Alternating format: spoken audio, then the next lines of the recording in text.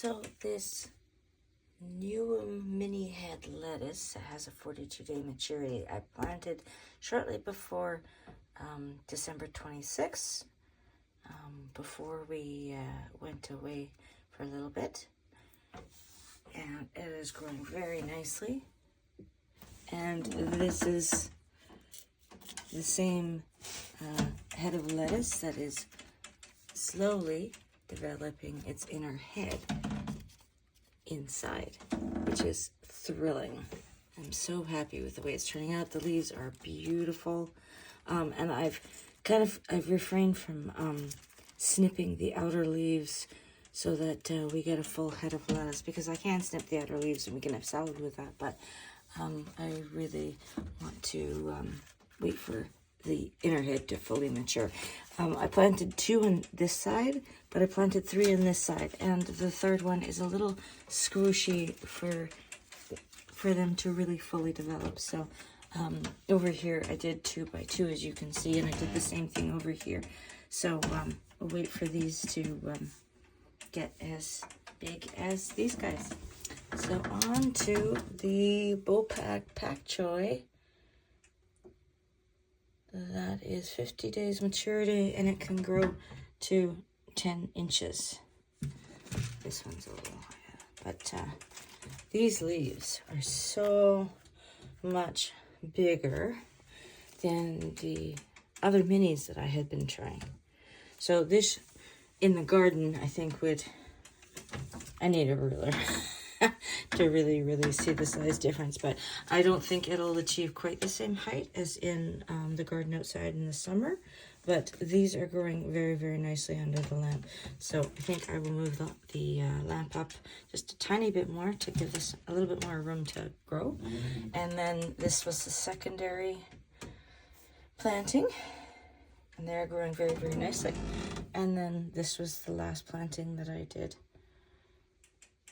So now these turnips, some of them are a little bit small because they're a little bit too close together, but they're looking great. So what I am going to do is pull some of these really nice big ones, because inside that's about the size they get inside. And I am going to, you can see space behind there too, so I'm going to plant a few more because I was out of seeds. And these sorry, not turnips, radishes, there's a bunch that have matured, gotten bigger. Oh, ow, didn't want to do that. That's these are 2, I have a sticky fly stick here. They are 2 or 3 different radish types that I got, but you can tell that these ones are all the same particular. I can't read what type I wrote on there. I've decided to use typed labels because the felt marker I was using, it runs together and I can't read it after time. So I'm going to harvest the radishes simply because I don't like radishes. I grew them for my husband, and he's been eliminating foods for allergens due to MCAS. So he can't eat these right now. So if he's able to reintroduce them later on, then I will start growing them again. But he's able to eat the turnips, and I love the turnips, so that is what I am going to also plant here once I pull up the radish. So next up is the spinach. And this is one of the greens that my husband can no longer eat right now with his food elimination for MCAS. And I don't love spinach enough to continually want to include it in cooking for dinners and lunches and stuff like that. So I will harvest what is here, and I will blanch some and probably use some sesames with it and make, is it gomaye? I always confuse that one with another one. So gomaye might not be the right one, but there is a spinach with sesame that I do particularly like, but that's really all I particularly like spinach in, except if I'm making soups, I guess, or stews. But I don't make it enough to warrant continuing to grow it. This particular spinach is Viking, and its maturity is 50 days.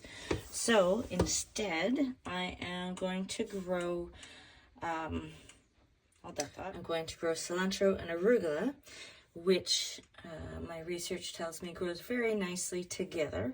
So that's what I'm going to replant here, because they are low in, there's a couple of things. There's, and I can't remember the names of them off heart. It's not tryptase, it's something related to it, but it's not it. Salicylates is one. Histamine is another. So those are two. And there's one other one that I don't recall I found. But it's low in histamine and I'm not saying that right. Salicylates. Anyway, so he can have that kind of greenery in his salads and stir fries and soups and everything, which is great because it gives him something else that he can eat. Okay, so here I had replanted with Pac Choy turnips, which are 35-day maturity, over here, and then the silky sweet turnip, which is a 35-day maturity. And I planted these again just before Boxing Day, and they are growing very, very nicely. And up here are the spring onions, which I've got several cuttings from. And I had initially done a center row, but I want to add a row in front, and it looks like I tried putting one in front because there's one over here, but yeah, I want to add more. And they're completely freezable, so I've taken to, you can freeze them and then crush them, but I started snipping them and then putting them in a bag, and then you can freeze them and add them to soups.